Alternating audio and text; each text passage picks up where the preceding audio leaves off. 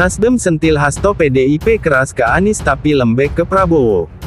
Partai Nasdem mempertanyakan sikap Sekjen PDIP Hasto Kristianto yang tampak keras mengkritisi deklarasi Anies Baswedan sebagai calon presiden, tapi diam saja saat Prabowo Subianto yang sebelumnya sudah jauh hari dideklarasikan Partai Gerindra sebagai capres di pemilihan presiden atau Pilpres 2024.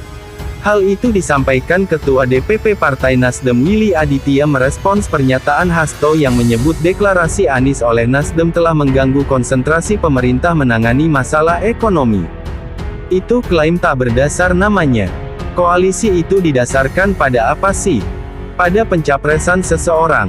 Gerindra kenapa tidak disebut lepas juga jika begitu, kata Willy saat dihubungi, Minggu tanggal 9 Oktober tahun 2022.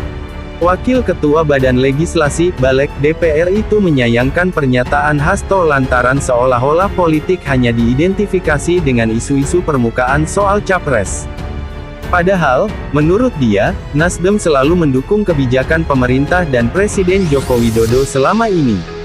Sejauh ini menteri-menteri Nasdem selalu segaris dengan arahan Presiden Jokowi. Apa ada sikap Nasdem yang bertentangan dengan pemerintahan saat ini? Tidak. Katanya. Willy pun mempertanyakan klaim Hasto yang menyebut Nasdem telah keluar dari koalisi pemerintah. Dia heran jika Nasdem disebut keluar koalisi pemerintah hanya dengan mendeklarasikan Anies. Menurut Willy, persoalan politik di koalisi pemerintah mestinya tak hanya diukur oleh jatah menteri. Dia mengajak semua pihak untuk membangun iklim politik yang mencerdaskan. Jadi, atas dasar apa Nasdem disebut keluar dari pemerintahan? Masa ukurannya karena mencapreskan seseorang? Terlalu kerdilo cara berpikir seseorang jika begitu argumentasinya, katanya. Hasto sebelumnya menyindir partai politik yang telah mendeklarasikan capres yang diusung pada pemilu 2024 mendatang. Menurutnya, deklarasi yang dilakukan mengganggu konsentrasi dalam menangani permasalahan bangsa, salah satunya di bidang perekonomian.